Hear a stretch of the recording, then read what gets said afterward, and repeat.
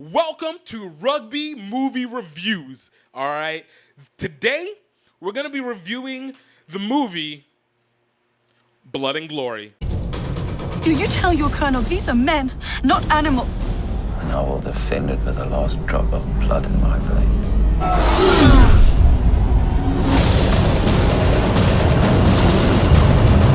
Now sing!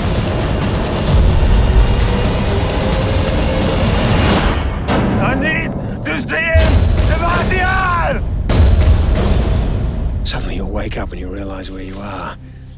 And you realize you've lost your country. And you'll understand the Boer nation has been exterminated. And then you will know that we've won. Now, how do I describe Blood and Glory? Let me tell you what happens when you take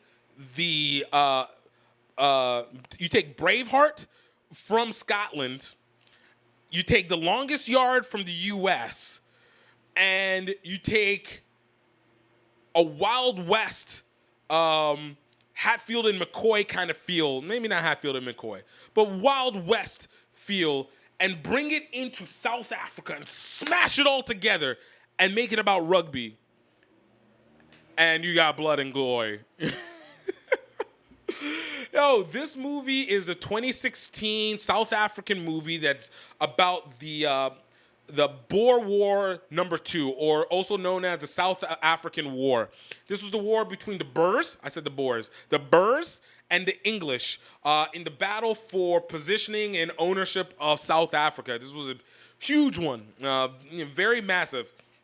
I'm not gonna lie, I was a little torn on this one. So, sometimes you get these feelings where it's like Gone with the Wind in some instances, but I was like, you know what? I'm open-minded with this. Let me just enjoy this. And this movie, my goodness, this was dramatic. This was dramatic. Look, I'll say this. We all make fun of the English, all right, in sports. Hey, if you're a soccer fan, you're for anybody but the English. If you're a rugby fan, you're for anybody but the English. But my goodness, when they say they made the English into monsters, like these, Britain was monsters in the eyes. And, I get it. Look, one, history is written by the winners. And two, whenever you were technically the ones being attacked, of course you're going to portray them otherwise. But the British were horrible in this. And, of course, this is led by the Boer hero, Willem Markel. And, Willem Markel is this big, massive guy. He's apparently the Boers were farmers in South Africa. So bear with me. I learned a little bit of history as well because I know Afrikaners, but I basically know South Africa as apartheid and then outside of apartheid. So this was kind of interesting news. But Boers were Dutch farmers who resided in South Africa, and obviously were fighting against the British, who had ownership of South Africa for the longest before the Dutch, the Boers, Afrikaans, took over and basically booted them out over the course of 2 wars. The period of time that it takes place is 1901, which I think 1902 is when the Boer War II ended, a.k.a. South African War.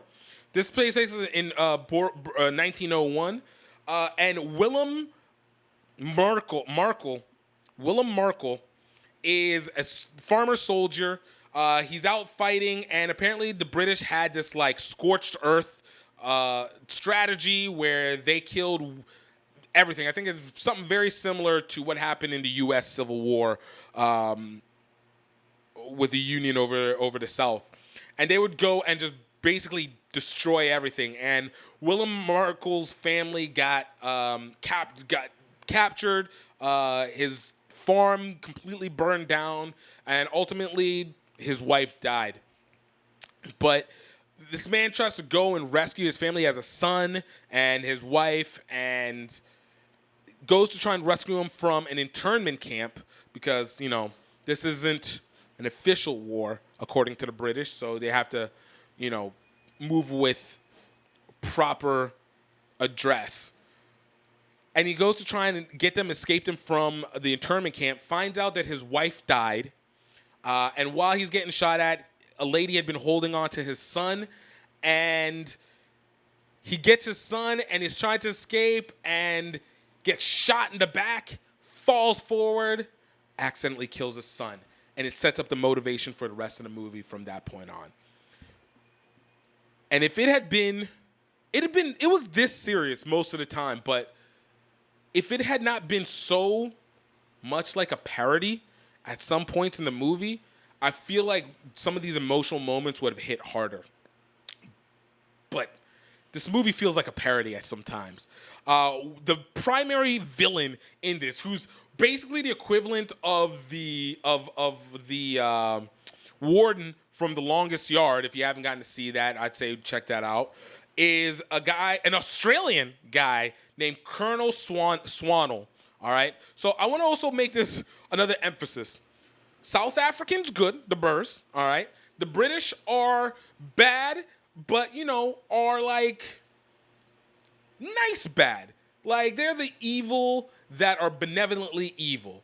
And then the Australian is the bloodthirsty, like, evil for no reason. If you can see an Avatar and the Colonel from the Avatar, that's Colonel Swanell in the same character. Actually, I think that guy might also be Australian, too. But it's basically, like, the same thing. Like, even how he enters in, like, this dude comes in acting all nice and then stabs a dude. Like, yo, why are you this way? What's happening? So William Markle gets captured. His son died. His wife's died, and they get sent to a internment camp on another island. This island is run by two English people. One is named Catherine Sterndale, and the other one is Governor Sterndale. I don't remember his name. Doesn't matter. And they are the benevolent masters who want the best and want to make sure that their island is protected and people are treated well. But the bloodthirsty Colonel Swanell doesn't care about these things and will do anything to emphasize his point. And this work camp it's like one part feels like a military drill. One part it's a prison camp where they're just breaking stones. Another part they're like doing calisthenics and running and they're starved and like this. It really is The Longest Yard. Like I genuinely believe that the producers of this took this from a little bit from The Longest Yard. And so you have like this cast of characters who are captured. Obviously, William Markle is the main leader. You have the Irishman, his name is Finn, who almost plays Burt Reynolds' character in the 2005 Longest Yard, and then I forgot who it was for the 1960s one. But basically, like the snarky coach who happens to see some guys playing rugby on the internment camp at a different camp on the island, randomly, and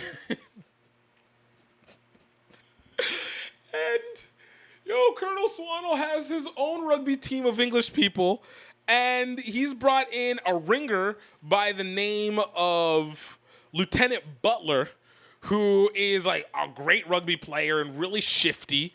And you have another Burr whose name is Daniel, who has played rugby against Lieutenant Butler in the past. But now that they're at war, it's been captured, and he's like, hey, I'm never gonna play rugby again because I thought the British were men, but they're monsters. The reluctant person, and it goes from there. You have a guy named Spies, who is the dude who can get anything. This part I didn't even really understand. I was like, aren't you in an internment camp?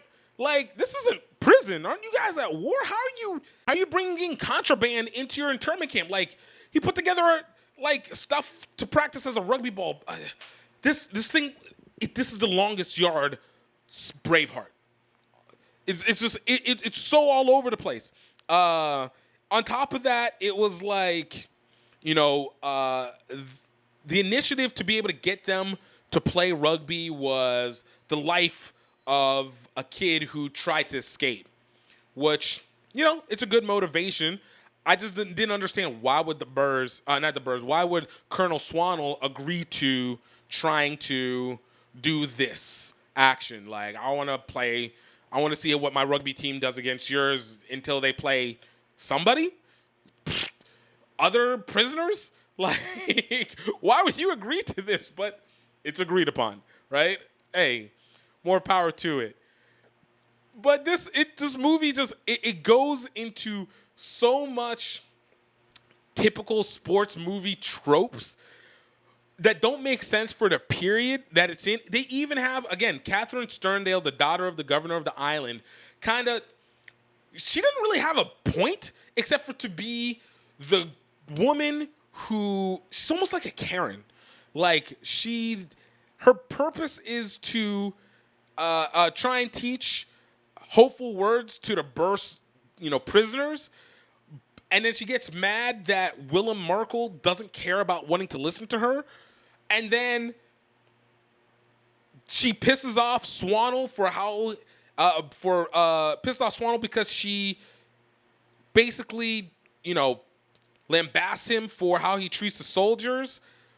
But she doesn't really actually change anything. And then in some way, shape, or form, she ends up becoming the damsel in distress. It made no sense. And then there was like a chemistry that started to try to get built between Willem Merkel, but they didn't, and Catherine Sterndale, which didn't make sense. Like,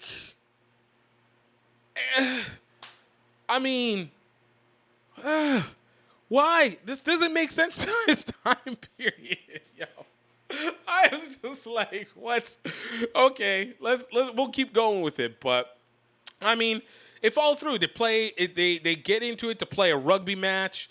Obviously, you have the situation where the ref is cheating, and players take care of it. No, not the ref, but somebody is cheating.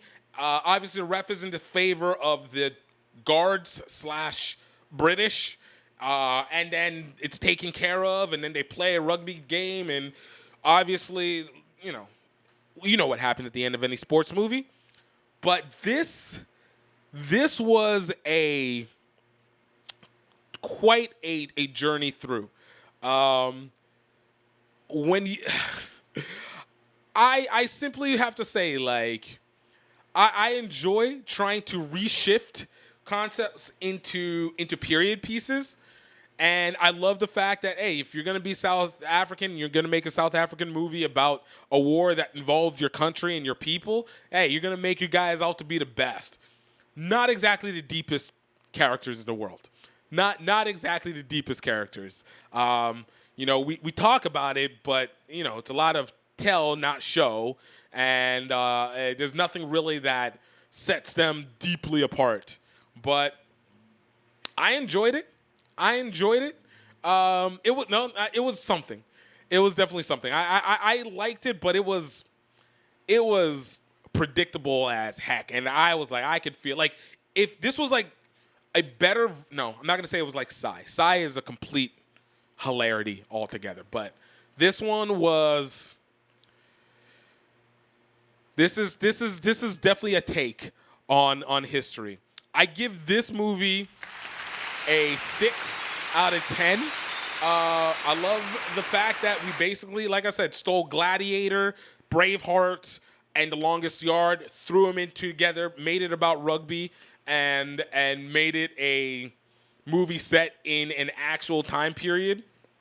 I love the fact that they bookended with 2 bits of history, where in one end, the sadness of the Boer War, where 48,000 people were killed by the British during that time. 28,000 men and women Boers.